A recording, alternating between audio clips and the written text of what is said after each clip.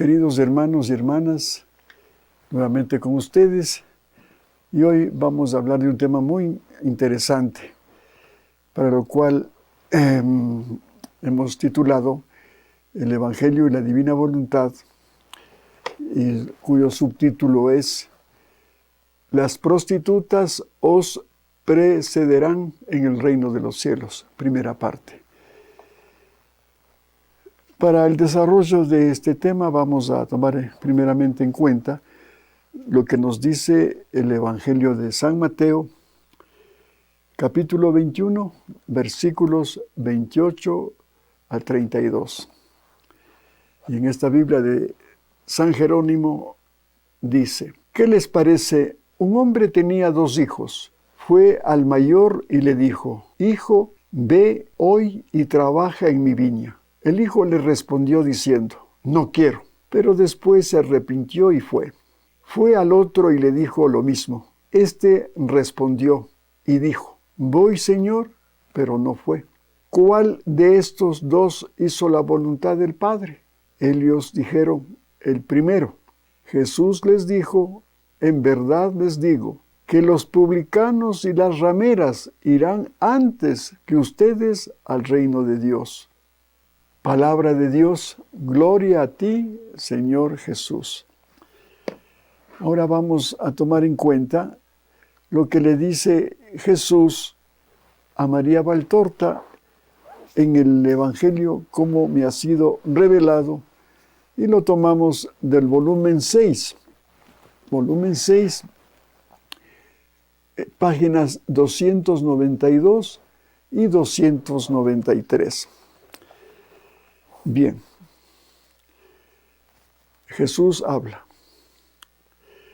La paz sea con vosotros. Os voy a proponer a todos vosotros que estáis alrededor de mí una parábola, y que cada uno coja la enseñanza y la parte que más sintonice con él. Oíd. Entonces, estemos atentos a lo que nos explica Jesús con esta parábola, a ver qué nos dice a nosotros. Un hombre tenía 2 hijos. Se acercó al primero y dijo: Hijo mío, ven a trabajar hoy en la viña de tu padre. Gran signo de honor este del padre. Consideraba al hijo capaz de trabajar en donde hasta ese momento el padre había trabajado. Señal de que veía en su hijo buena voluntad, constancia, aptitud, experiencia y amor hacia su padre. Pero el hijo, un poco distraído por cosas del mundo, temiendo aparecer externamente como un siervo y no como un hijo.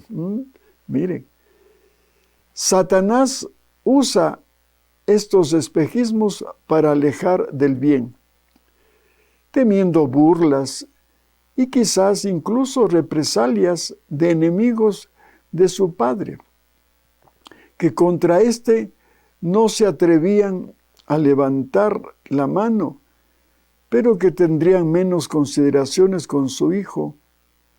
Respondió: No voy, no tengo ganas.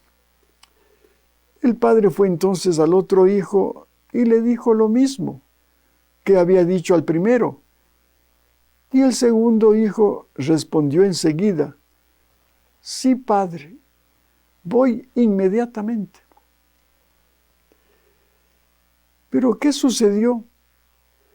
Pues que el primer hijo, siendo de ánimo recto, después de un primer momento de debilidad en la tentación y de rebelión, arrepentido de haber disgustado a su padre, fue a la viña sin decir nada, y estuvo trabajando todo el día, aprovechando hasta la anochecida.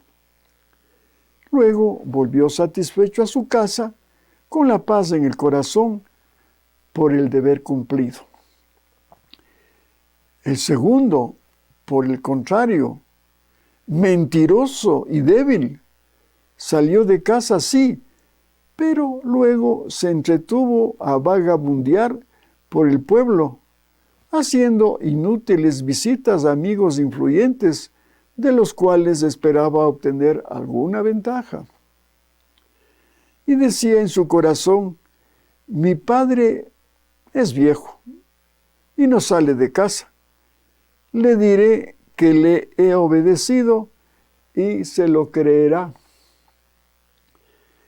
Pero, llegado el anochecer también para él, y habiendo regresado a casa, su aspecto cansado de ocioso, los indumentos sin arrugas y el saludo inseguro a su padre, que le observaba y le comparaba con el primero, que había vuelto cansado, sucio, despeinado, pero jovial y con una mirada humilde y sincera, buena, que sin querer jactarse del deber cumplido, quería decir al padre: te amo de verdad, tanto que para complacerte he vencido la tentación. Hablaron claramente al intelecto del padre, el cual, abrazando al hijo cansado, dijo: bendito tú, porque has comprendido el amor. Continúa Jesús: efectivamente, ¿qué os parece? ¿Cuál de los dos había amado? Sin duda decís, el que había hecho la voluntad del Padre suyo. ¿Y quién la había hecho? ¿El primero o el segundo hijo? El primero, respondió la gente con unanimidad. El primero, sí. Y aquí viene la lección de Jesús. El primero, sí. También en Israel, y vosotros os quejáis de ello.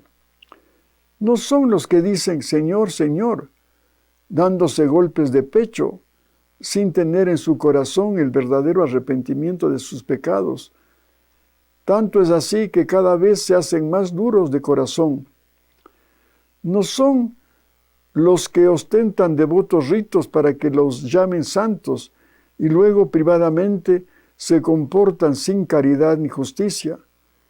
No son estos que se rebelan en verdad contra la voluntad de Dios que me envía y la impugnan como si fuera voluntad de Satanás, y esto no será perdonado. No son estos los que son santos a los ojos de Dios, sino que lo son los que, reconociendo que Dios todo lo que hace, lo hace bien, acogen al enviado de Dios y escuchan su palabra para saber hacer mejor, cada vez mejor, lo que el Padre quiere. Son estos los que son santos y amados por el Altísimo. En verdad os digo, los ignorantes, los pobres, los publicanos, las prostitutas, precederán a muchos que son llamados maestros, poderosos, santos, y entrarán en el reino de Dios. Y será justo, porque vino Juan a Israel para guiarles por los caminos de la justicia, y demasiado Israel no le creyó. El Israel que a sí mismo se llama docto y santo, mientras que los publicanos y las prostitutas le creyeron. Y he venido yo, y los doctos y santos no me creen, y sin embargo creen en mí los pobres, los ignorantes, los pecadores. Y he hecho milagros, y ni siquiera se han creído en ellos. Y tampoco viene arrepentimiento de no creer en mí. Al contrario, se desata el odio contra mí y contra los que me aman.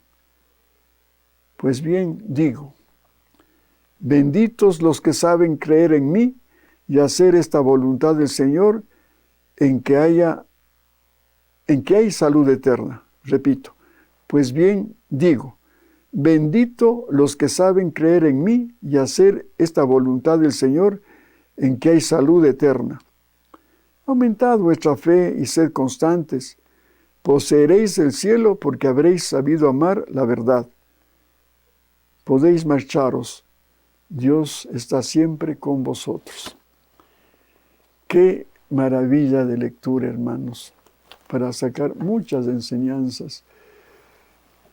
Sí, porque sabemos por la Escritura también que dice el Señor, no todo el que me diga Señor, Señor, entrará al reino de mi Padre, sino el que hace mi voluntad. El que hace mi voluntad. Sí, porque podemos ser buenos orantes, bien piadositos, pero de labios para afuera. Pero dentro de tu corazón estás amando de verdad a ese Jesús o a ese Dios que imploras, que alabas, que adoras, que suplicas. Si dentro de ti anida no hacer la voluntad de Dios como Él pide, cumpliendo los mandamientos, ¿no? Entonces el Señor no te va a dar sino en el juicio particular hacerte un reproche, porque te llenabas la boca de ofrecimientos, fingías adorarle al Señor, yendo a misa, rezando el Santo Rosario, pero en las obras, ninguna. Y tú que te creías santo, y cuando viene algún revés en tu vida, de salud, económico, familiar, ¿cómo le pasas factura al Señor? Yo que voy a misa, una factura. Yo que rezo el rosario, otra factura. Yo que soy buenito, entre comillas, pero fingidamente, otra factura. Yo que hago estas obras, otra factura. Yo que comulgo todos los días, otra factura. Le sacas en cara y le reclamas diciendo que tú eres bueno y que el Señor es el malo de la película, que no responde a tu fingimiento, porque no eres un auténtico cristiano, que no haces la voluntad de Dios. En cambio, está explicando los publicanos, las prostitutas, pecadores, insignes, pero que en el caso de las prostitutas a veces por la necesidad, digamos, aunque no se justifica esto, ¿no? Pero hoy mismo estamos viendo esta gente inmigrante que no tiene ni para comer, las madres que ven a sus hijos que no tienen que darles, venden su cuerpo, pero en su corazón hay un amor sincero a Dios y un arrepentimiento de lo que están haciendo.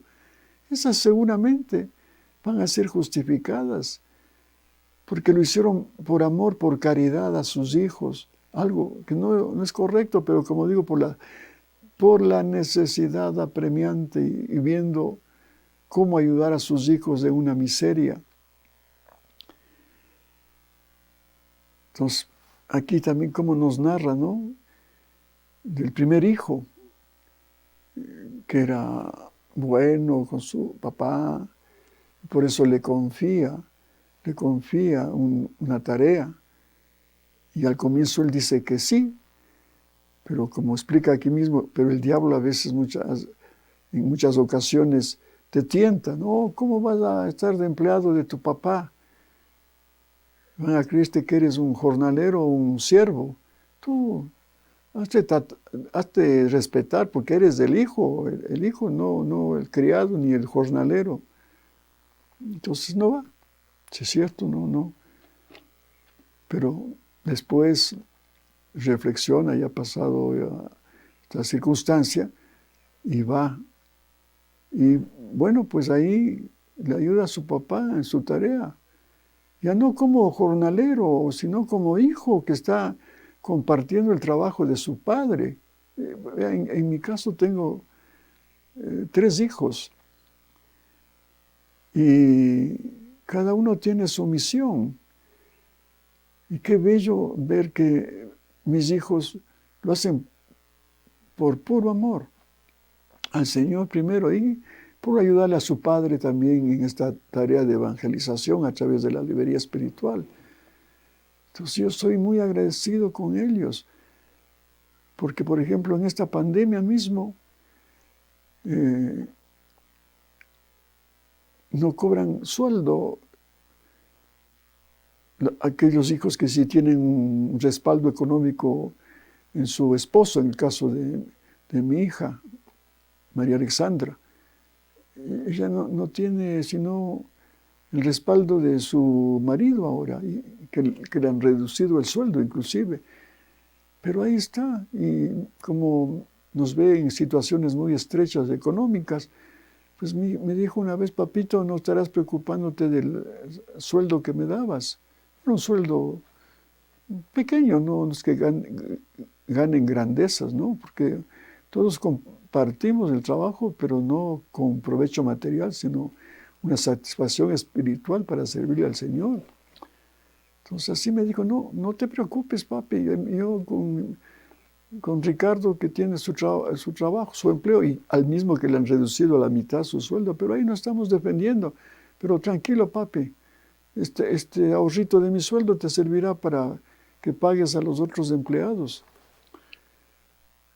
Igual, mi María Giovanna, ella no recibe ningún sueldo y ella se bate como un león ahí atendiendo los pedidos, toda la organización y mercadeo y todo lo que significa ese apostolado en Miami.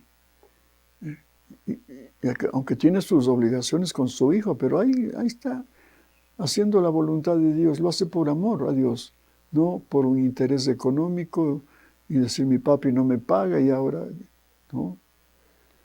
Y mi otro hijo, bueno, sí recibe una mesadita mía actual porque él es papá y el ingreso pues de él sirve para mantener a su familia. Pero los 3 lo hacen por amor a Dios.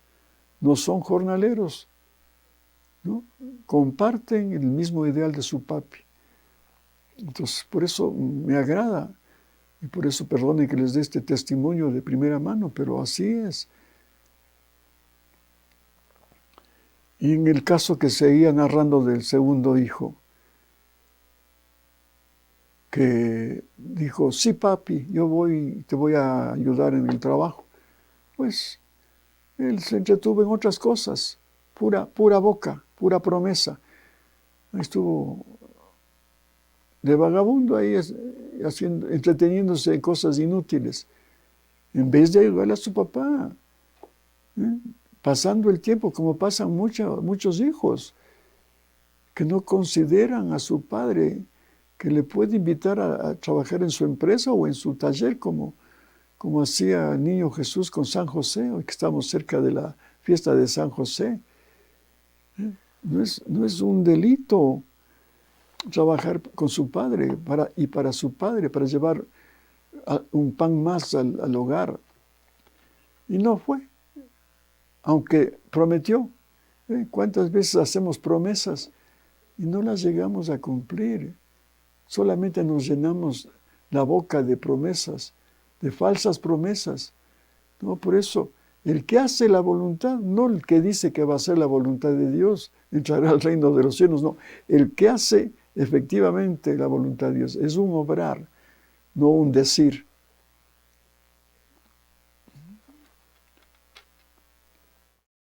Otra frase de la Biblia muy linda: primero busca el reino de Dios y su justicia, y lo demás se los dará por añadidura.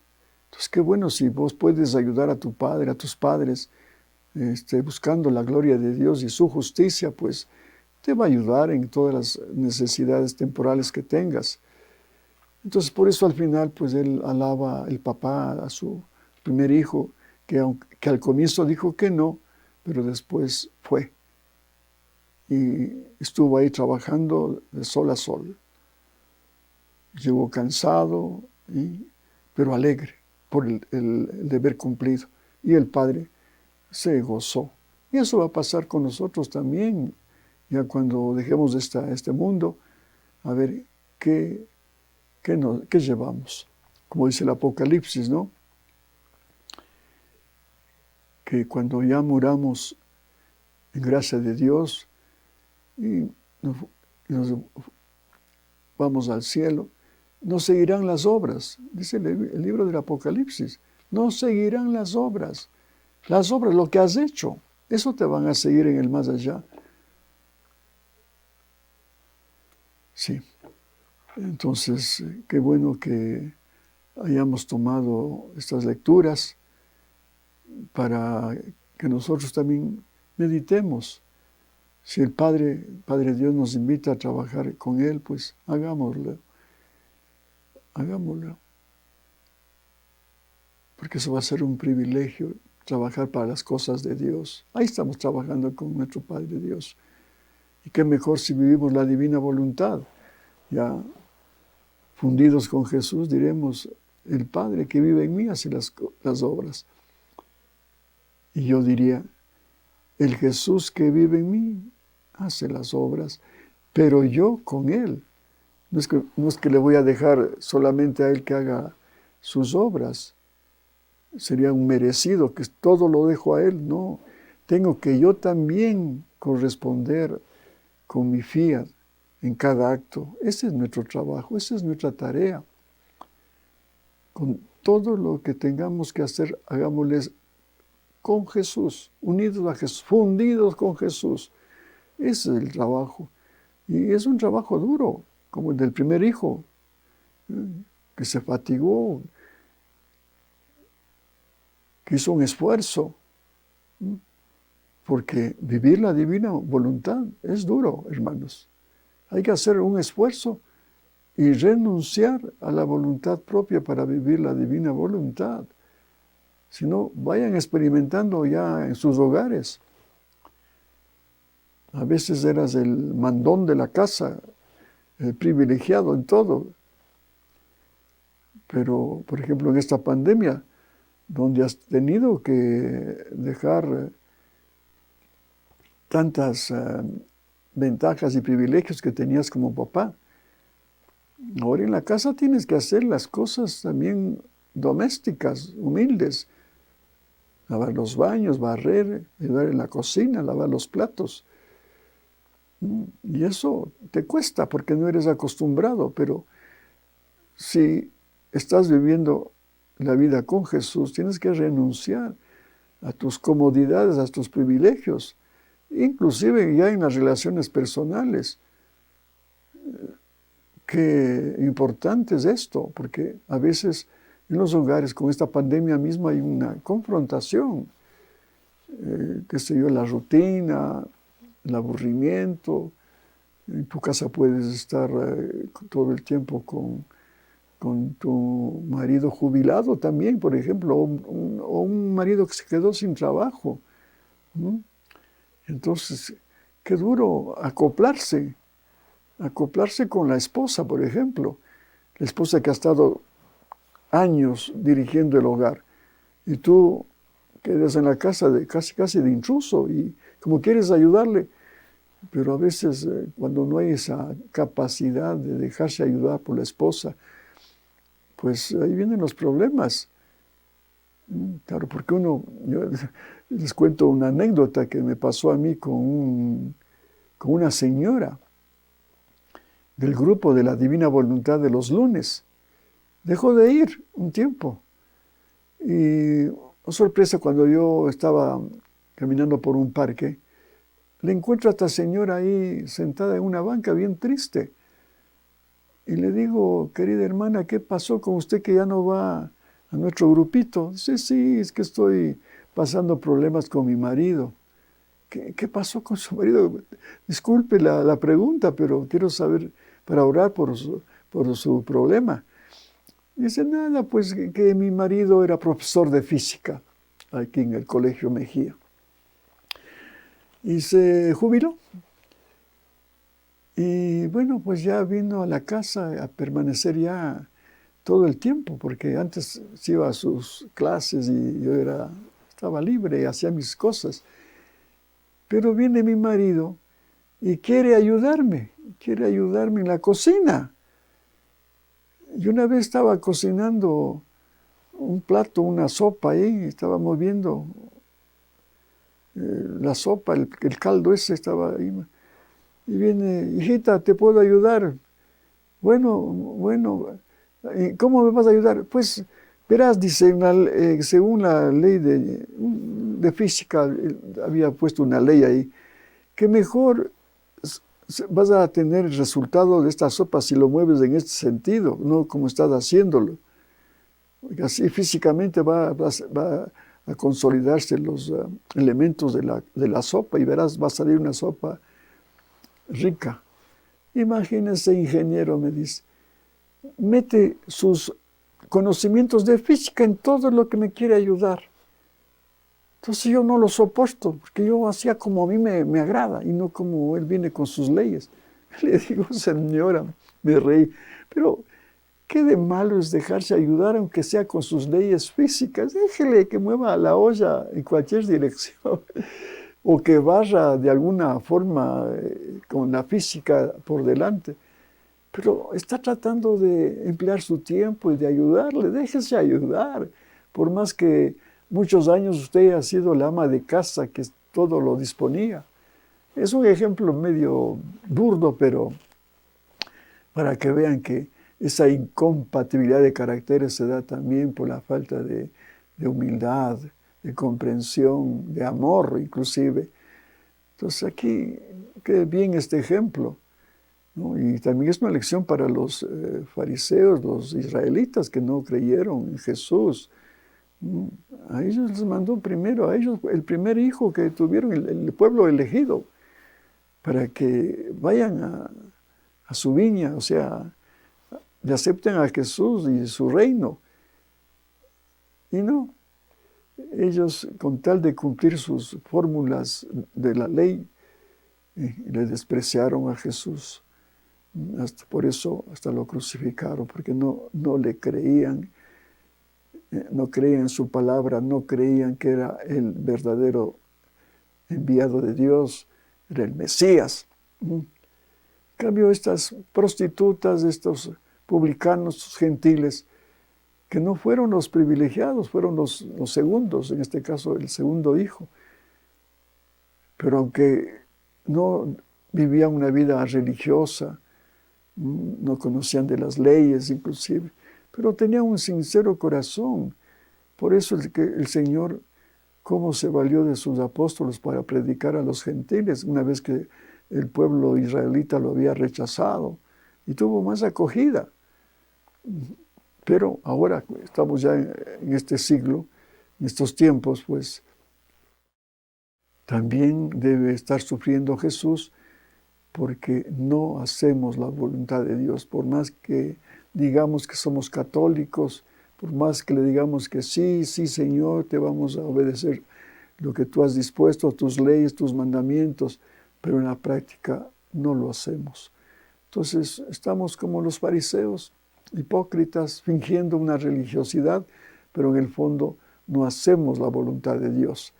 Entonces, que Dios nos libre de esto y sigamos meditando estos escritos para sacar las enseñanzas y ponerlos en práctica para nuestro crecimiento espiritual y así complacerle al Señor como el primer hijo, que hagamos la voluntad de Dios, aunque al comienzo hubiésemos dicho que no. Que Dios les bendiga y hasta una próxima oportunidad.